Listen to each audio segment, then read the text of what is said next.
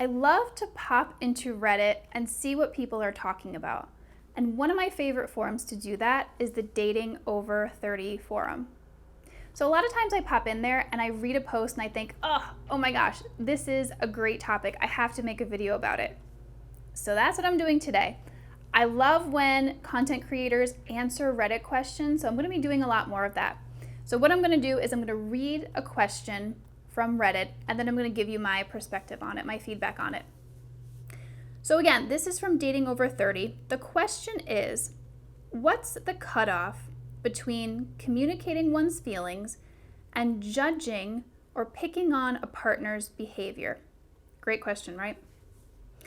I, 39 female, often feel I'm being scrutinized by my boyfriend, 40 male, for seemingly insignificant things.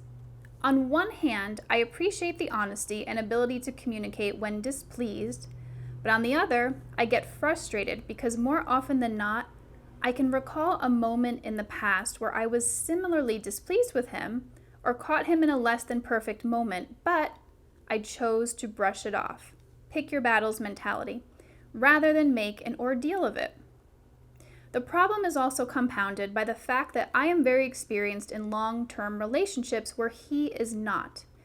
I guess what I'm trying to say is, on one hand, I've highly valued transparency, communication, and honesty, but am fed up with getting picked on for insignificant things like sleeping in on weekends after enduring an insanely stressful work week, not acting excited about eating at his choice of restaurant, or wanting to finish an episode of Euphoria that I had started while he was downstairs doing his thing.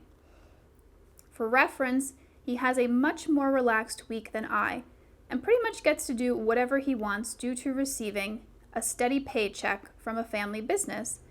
And although I have never once eluded any kind of judgment upon his lifestyle, I will admit I think he takes for granted how lucky he is.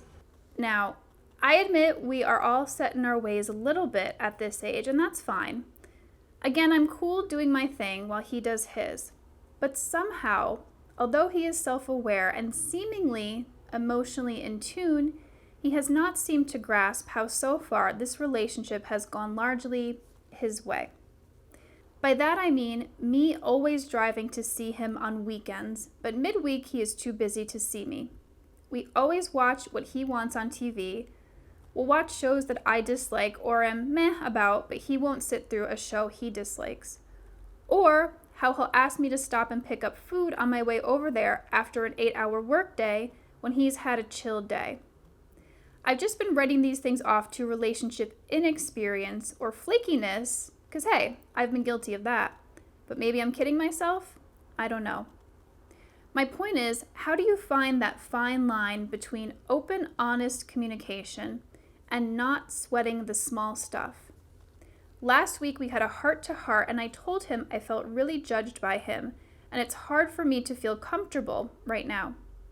This week I could sense he was upset about something, but I feel like I'm not going to get it out of him now, and honestly it's driving me a little mad. So that's the end of the question there. Before I answer her question, I want to point out that what this partner is experiencing is pretty selfish relationship behavior. And I would not write this off to relationship inexperience. I would actually write this off to narcissistic traits. People who are somewhat high in narcissistic traits often exhibit behaviors like this, where there's not really a sense of reciprocity. There's not really a sense of someone trying to make sure the relationship is fair and balanced. Now, I of course can't diagnose anyone. I'm not saying that this person has narcissistic personality disorder, but I am able to point out when I see narcissistic traits. And I'm kind of seeing this here.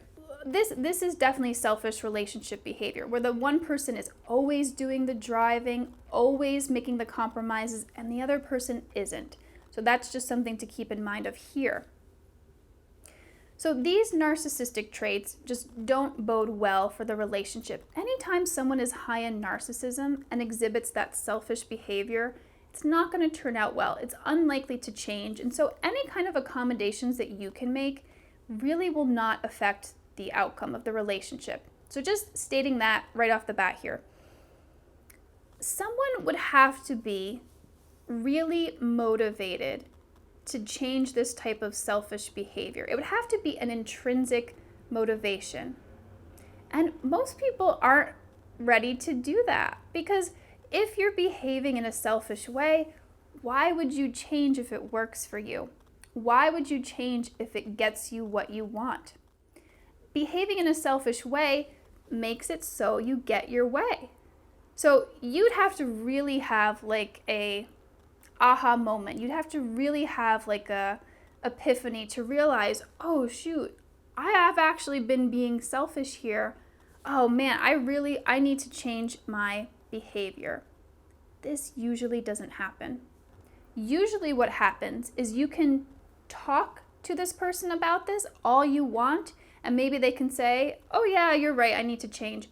But rarely does it happen for good and for the long term.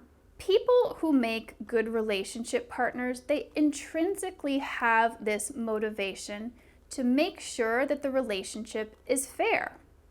I can share that in my relationship with my partner, I was actually blown away that my partner had this quality. Didn't know that it existed before in men. I know this sounds kind of crazy, but I truly didn't know it was possible. I knew that I was like that. I wanted to make sure that relationships were fair, but it shocked me that my partner did too. And so it's just been wonderful to experience this where I'm not having to do everything in the relationship. He makes sure that the division of labor is equal. We're both helping each other in equal amounts, so no one feels resentful or like it's just not fair. I have actually never seen a case where someone didn't have that intrinsic motivation to make the relationship healthy and it was a good relationship. I haven't seen it. And I also haven't seen it where all of a sudden, later in life, they suddenly wake up and realize, oh my gosh, I need to change. Haven't seen that happen either. So it doesn't mean it's not possible, but I personally haven't seen it, that someone with this type of selfish behavior in relationships could truly change for good and for the long term. So if I were advising this person who wrote this Reddit post, I would advise her to cut her losses here and find a person who has that intrinsic motivation to give to the person who they're with and not just take and take for their own needs. You'll be so much happier finding a person who has the mindset of, I am here to be in an equal partnership. I'm here to give, I'm here to receive, I'm here to make it work for both of us. You'll be so much happier. So to answer the question, what's the difference between criticism and healthy expression, honest communication? I value that too, so I get what this person is talking about. And it can be confusing. It can be like a fine line trying to figure out, what's actually appropriate here? What is good, honest communication? And what's veering into criticism? So it really comes down to the way that you're communicating. If your partner is using a lot of you statements, you did this, you're always doing this, you're lazy, you. That's criticism. Anytime you use a you statement, it's easily interpreted as criticism, and relationship experts do not recommend you approach someone that way. Approaching it in the healthy way would look like using an I statement and using a feeling statement. So this would look like, I felt sad when you didn't call like you said you would. So you're using yourself, you're saying, hey, this is about me. I am feeling this way when this thing happened. And you can say you within the context of that I and a feeling statement. That comes across much gentler and kinder than using a you statement. So that's really the big difference here. What also matters when communicating, if you're communicating your displeasure in a way that is harsh, in a harsh tone, in a critical tone, or a condescending tone, that's also perceived as criticism, and that is not healthy for a relationship. So when you're communicating these things, when you're communicating your I and your feeling statements, you want to do it in a neutral tone, in an even tone, so that the other person doesn't perceive it as criticism. You're not blaming, you're not shaming when you're doing this. You're simply saying, I feel a certain way about this situation or when this thing happened. If you can keep it about the situation as much as possible, that's better. The less you make it about the person, that is also better. So for example, instead of saying, you always leave your socks out, you can say to your partner, I feel really stressed when I see these socks on the floor. Very different, right?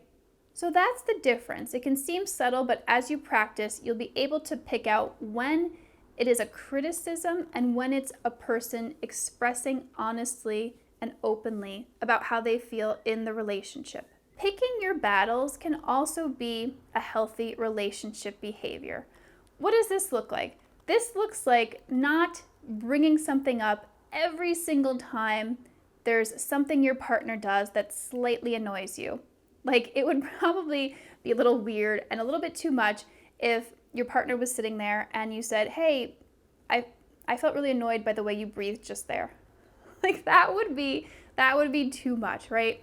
So we do often want to pick our battles. What we don't want to do is suppress something and not bring it up when it is truly bothering us and it's something that we need to address. There is something we really do want this person to change moving forward.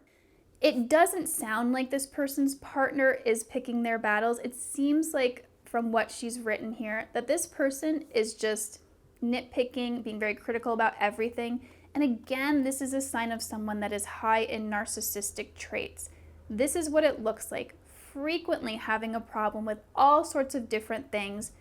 No one's picking their battles here, and it can result in a really, really bad relationship dynamic. So an important takeaway here is if you are with someone who is high in narcissistic traits, having healthy communication and doing everything that you can to make the relationship healthy, it's not going to matter. The relationship will end up the same. You can be the most perfect partner, and that's not going to create any bit of difference in that person who is high in those qualities. It just won't. And so if you're with someone who has a lot of those traits, I will always recommend leaving that relationship and finding someone who doesn't. You will be so much happier in a relationship where someone, like I talked about earlier, has that intrinsic desire to make the relationship healthy for both partners, not just take, and make sure it's good for them. If you liked this topic and want to learn more about what actually makes a relationship healthy, click here and click here to subscribe. I come out with new videos on healing from toxic relationships and learning how to find healthy love every week.